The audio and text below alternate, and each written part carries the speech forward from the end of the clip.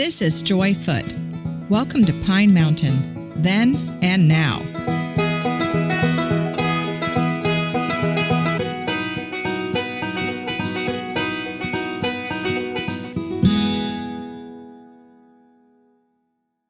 My grandmother gave me some great advice.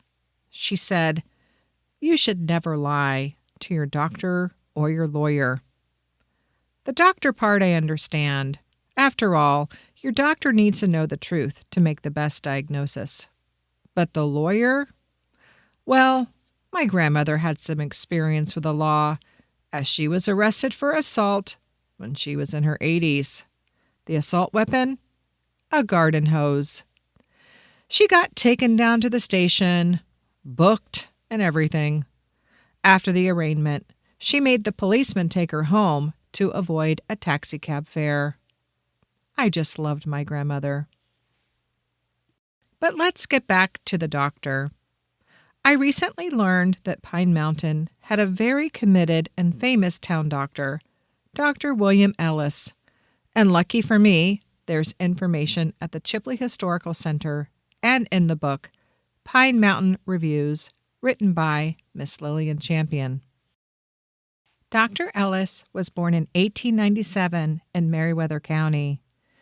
He had limited resources, so he took odd jobs to help raise money for medical school. He taught school in Gay, Georgia, and during the summer months, worked at the Meriwether Inn in Warm Springs. Along with those wages and a loan from a family member, Dr. Ellis was able to graduate from the Atlanta Medical School, now called Emory University, in 1906. He was initially the town doctor in Gay, Georgia, and used a horse and buggy to get around until he could buy a car. He got married to Bertha May in 1915.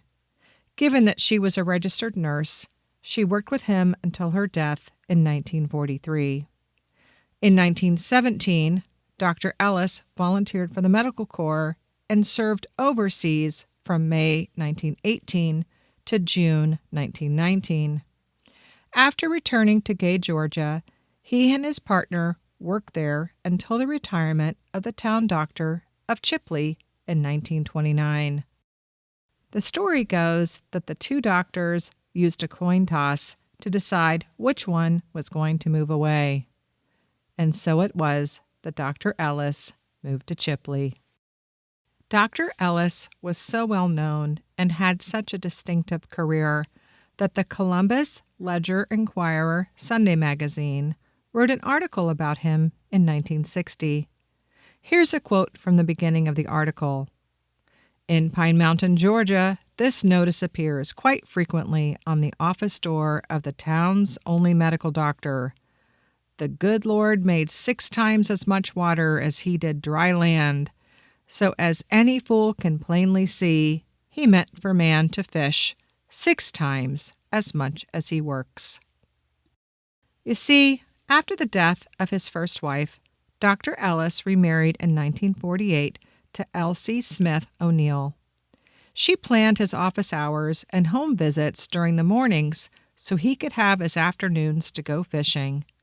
And for all the years that Dr. Ellis served this area, there were no complaints. Basically, everyone felt that if you served your community for over 54 years, you deserved to go fishing. There's a fantastic photo, courtesy of his granddaughter, Minnie Ellis Whitaker, of Dr. Ellis holding a good-sized fish. It's in the book Miss Champion wrote.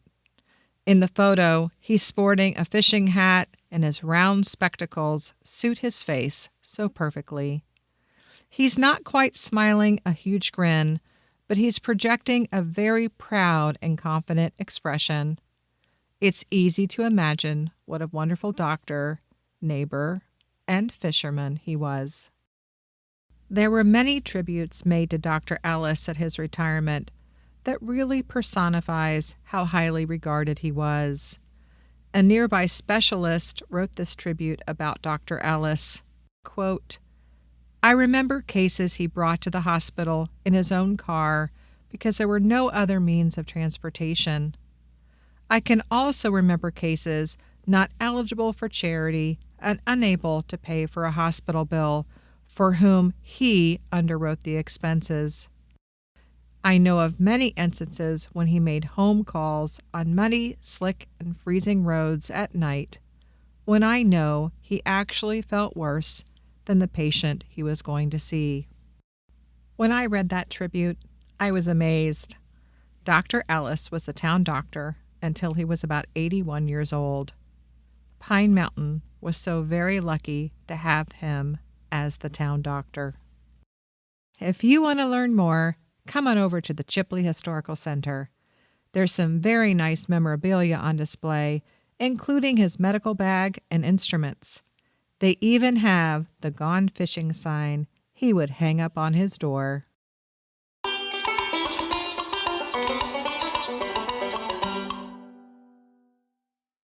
Light Up Pine Mountain is this Friday, November 15th. It's such a special night filled with Christmas music, caroling, and the lighting of our 2 big Christmas trees. The music starts at 4:30 and the Light Up celebration starts at 6 p.m. The store window decoration winners and the Citizen of the Year award will be presented. And because Santa Claus has such a great fondness for Pine Mountain, he's riding into town on a fire truck at 7:30.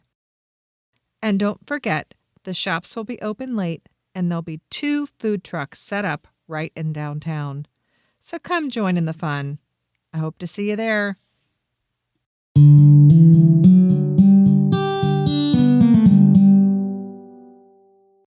Cat's Meow is having a book launch this Saturday, November 16th from 12 to 5 p.m. The local author, Pam Avery, will be there to introduce her new book, Dirt Road Dreams. It's a stunning compilation of poetry and photography, 30 years in the making.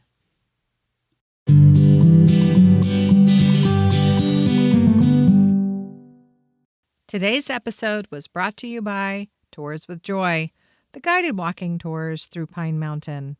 There are 2 tours available, the Wild West Days of Chipley and the Beautiful Murals. Check out tourswithjoy.com for details. Special thanks goes out to the Chipley Historical Center for fact-checking this episode. The beautiful art and music for the show was created by Silly Bug Studios. My next episode is on Wednesday, November 20th. Hope to see you around town.